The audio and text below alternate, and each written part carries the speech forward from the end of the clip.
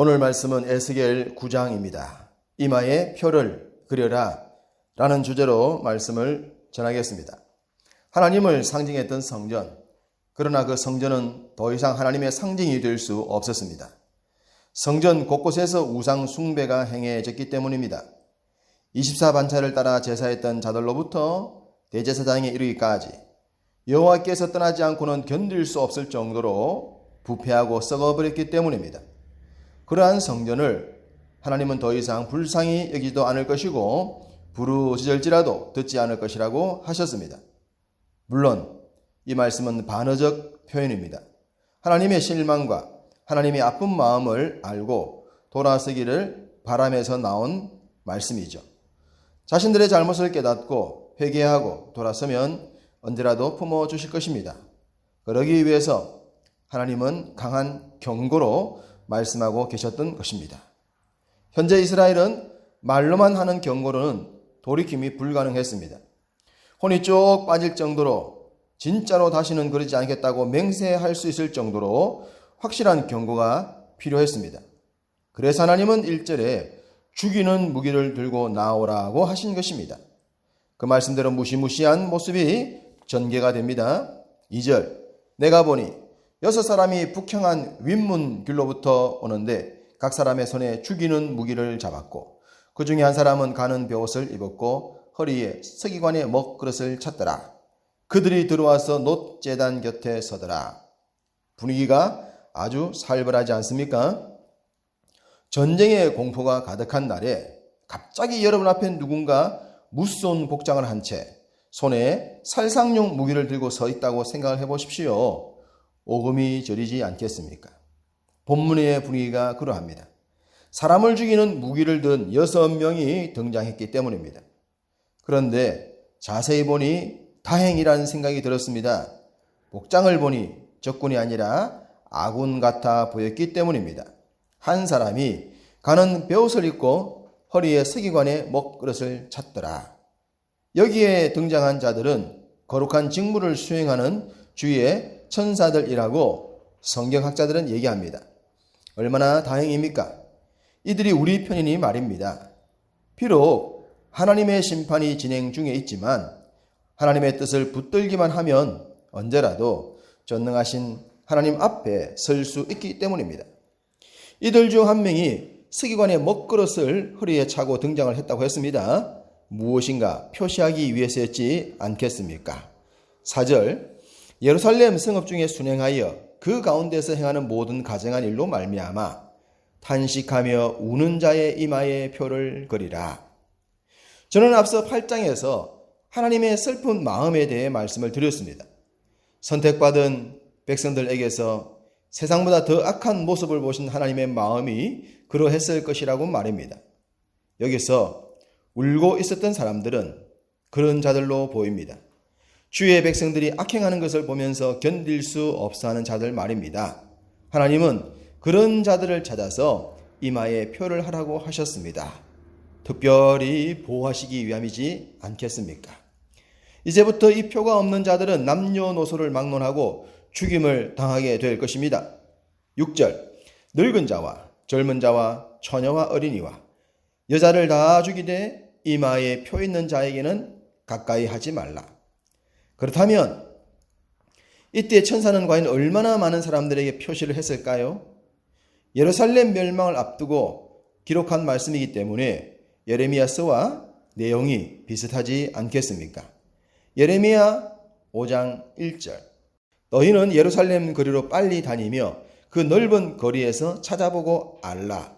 너희가 만일 정의를 행하며 진리를 구하는 자를 한 사람이라도 찾으면 내가 이 성읍을 용서하리라. 만약 이 분위기였다면 불행하게도 천사는 표시를 할 사람을 찾기가 어려웠을 것입니다. 그러나 4절 말씀처럼 울고 있었던 자들이 있었기 때문에 그나마 완벽하게 절망적인 분위기는 아니라 생각됩니다. 우리는 이러한 말씀을 통해 새로운 도전을 받아야 할 것입니다. 요한계시록 7장에 이마에 입맞은 자의 수가 14만 4천 명이라고 했습니다. 그 숫자에 대해 신천지를 비롯한 이단들은 엉뚱한 해석을 해서 문제를 일으키고 있죠.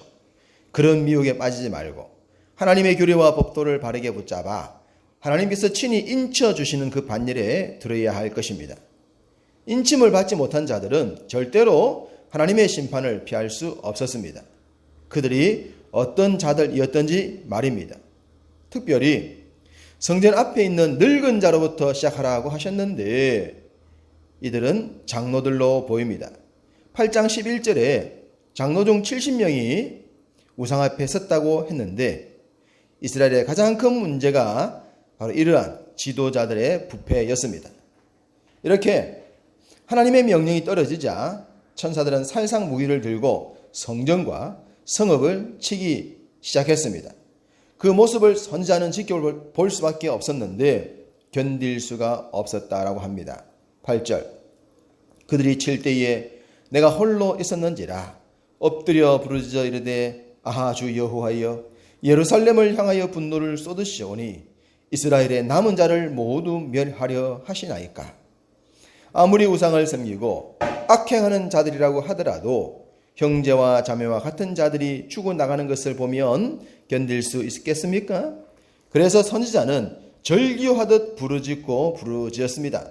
특별히 이스라엘의 남은 자를 모두 멸하려 하시나이까 라는 부분에서 하나님의 심판이 어떠했는지를 짐작할 수 있습니다. 진짜로 끝장을 내시는 것이 아닐까 착각이 들 정도의 심판이었던 것입니다. 선지자가 이렇게 견딜 수 없어 할 때에 하나님은 또다시 앞서 하셨던 말씀을 반복하셨습니다. 9절 중반절 이는 그들이 이르기를 여호와께서 이 땅을 버리셨으며 여호와께서 보지 아니하신다 함이라. 8장 12절 말씀에 반복이지 않습니까?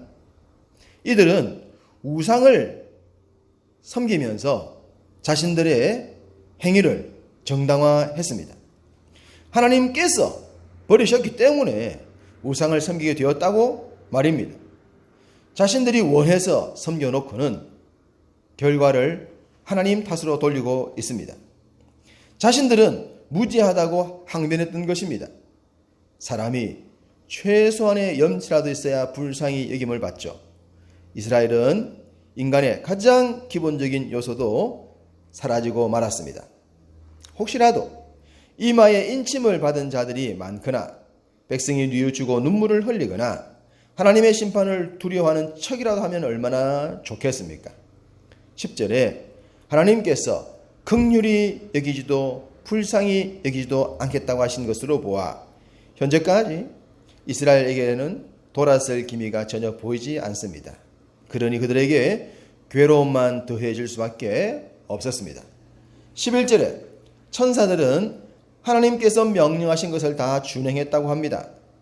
본문의 내용으로는 시간의 흐름을 측량할 수 없습니다만 천사들은 이마에 인이 없는 자들을 아낌없이 죽였던 것으로 보입니다.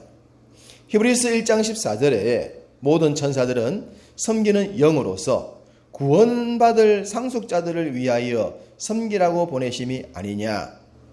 천사들은 구원받은 자들을 섬기는 존재입니다. 그런데 지금은 죽이는 역할을 하고 있습니다. 그것은 주의 백성들의 잘못 때문입니다. 우리는 천사들이 우리를 힘써 섬길 수 있도록 주의 뜻에 더욱 온전해져야 할 것입니다. 오늘도 생명을 연장해 주신 아버지 하나님의 뜻을 따라 천사의 섬김을 받을 수 있는 귀하고 복된 하루 보내시기를 주님의 이름으로 축복합니다.